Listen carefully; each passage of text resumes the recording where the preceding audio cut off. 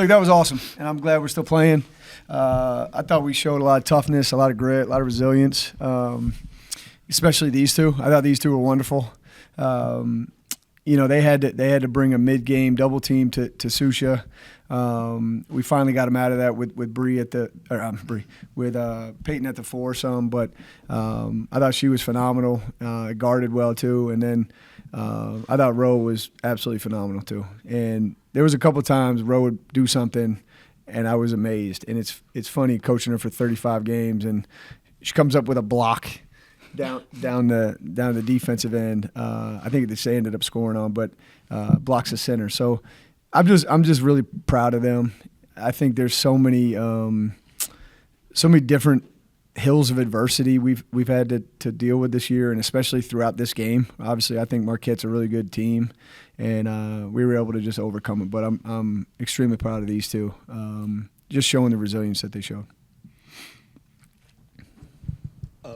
First off, I don't know if you can say or have heard how Ashanti's doing.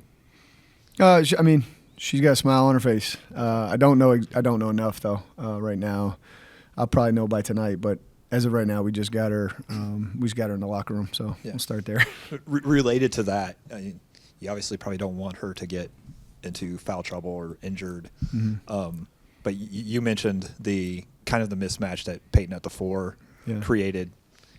Their coach just mentioned the same thing, not being able to double Susha as much as they like to. Was that kind of almost a happy accident that she ended up kind of getting some of those minutes, or did you make that adjustment seeing that how much they wanted to double? Yeah, a little bit of an accident. I can't take all the credit, right?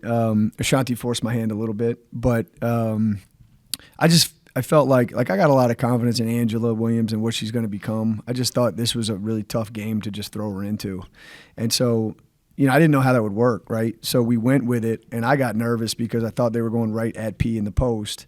But the more we let them play a little bit, I thought our offense was working better without them really being able to double as much. So I do think that did help. But even, I thought second half when we went back with Ashanti, it was still working fine.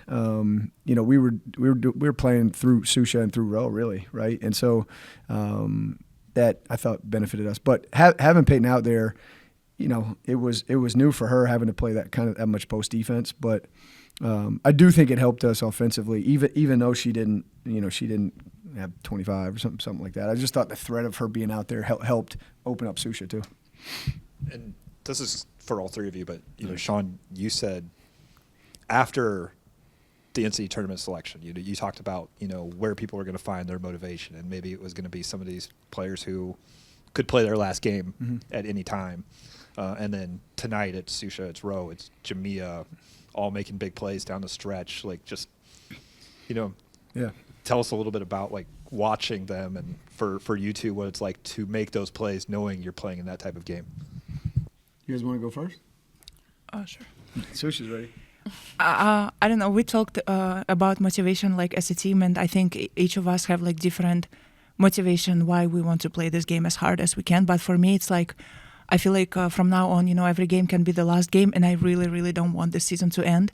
So it drives me to play harder and keep playing for as long as we can. I think for me, I just like to win, and that's really my motivation. Just keep going out there, having another chance to win another game. Yeah, look, that's what this is, right? And we'll use this as an example. So when we beat Davidson, right, we've been religious about watching the post-game film of Davidson. And I said, no, we're not doing that.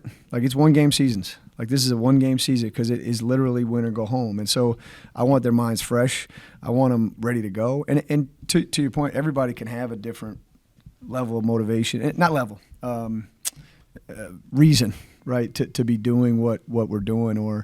And maybe it is you don't want to stop playing. Maybe it is you want to win. Maybe it is you want to set the record for wins. Right, it can be anything, right? It can be team related, it can be individual related. And that's okay, but to me, when I'm watching our team the last two games, maybe other than probably the first 5 minutes of Davidson, I thought we've been we've been very motivated and playing hard and competing and doing the right things, right? You're playing with energy, you're playing with focus, and you're playing unselfishly. I thought that's the reason we came through today is we were doing all those things. Going to that second half down 2, what were things you wanted to see from your team in order to be able to close out this game? The biggest thing we did, and we had 11 turnovers in the first half to 18 points off turnovers for Marquette. And if you look at where we end up, right, we only have 17 turnovers, and they only had 2 more points from turnovers. And that's a huge difference maker, right? You can't play great transition defense if you're turning the ball over. So I even thought our turnovers in the second half were a little bit more dead ball turnovers too. So USP at the end of the game, right? Foul, no foul, but like that's a dead ball turnover. That's it's better for our transition defense. So I think that was the biggest difference, was taking care of the ball more. But I think we figured it out. Like Susha and P they were getting cross screen. They ended up switching that, right? So like I think we got better at what we were trying to do. But the turnovers were the biggest thing for us. We didn't fix the rebounds. We still got to work on that, bro. Talk about getting that 30th win for you guys and what that means, and also getting that in overtime. You? Mm-hmm. Yeah. I think since like the season started, we were talking as a team that we can make history with this team, and you don't get that like every year. And I think after like Pensacola, it didn't go our way, but I'm very happy how like we came together, and like now we're using the opportunity that we were given, and we can make like the best out of it. We can make the history with this opportunity instead. So I'm very proud of like our team, how we came together, and like making the best out of the situation that we're in right now.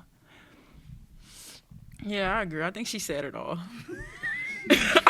You guys I completely agree. You're gonna have to ask Roe one specifically. Well, I have one on Roe specifically. Roe, where did you? I'm sure you do drills and coaches give you certain things to learn how to shoot, but some of your shots are just so Roe Scott natural. They're not. You can't really identify them in any other way.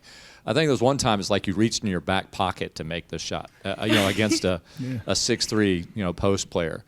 How did you develop that? Was this? I keep saying playground when I'm watching you play a lot of times. How did you develop that?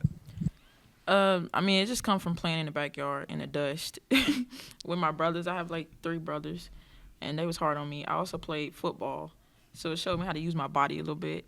That's about it. Just being rough and just growing up around my brothers. And the spin you put on it, you have sometimes you'll just kind of flick the wrist, and one shot you took was so high off the glass that the glass couldn't be much higher, and just the way it bites off the glass. It just seems so unique to me and to others watching you. It's fun to watch you make buckets like that. I appreciate that. I think that's just a God-given gift. I think God got a lot planned for me, and He gonna make whatever I got to do to score over these 6'7" players. So I think that's what it is. Sean, in coaching somebody that has that natural ability, can you speak to that a little bit? Yeah, I'm glad she didn't try to say I taught her, because I did not. I don't know how to do that, any of that. But no, it's what I actually was remarking. She's not going to believe me, but the other day they were doing their position split. They're like guard post split. And we were working on if somebody reaches into the gap, like how to. And she just bounces it, goes behind her back, and like with ease, right? And so like, I think there's absolutely God-given stuff there, but I do think there's something to be said about, 3 brothers and getting, I'm sure, pushed around, and I'm sure you got to figure out how to score, right? You got to figure out how to score over bigger people and more athletic people, and like, I mean, and that's special stuff, and I think that's what I mean with like. She's driving to the rim, and I'm like, how is that going to – yeah, it went in. Like, because it seems like it's a wall sometimes, but she finds a way. We were noting that when we were playing Texas. It's like you got 6'7", and it's still find a way to go in. So she was blessed. I think her hands are beautiful for being able to control the ball, shoot, all that stuff. But I think you can get a lot better with 3 brothers. I know that.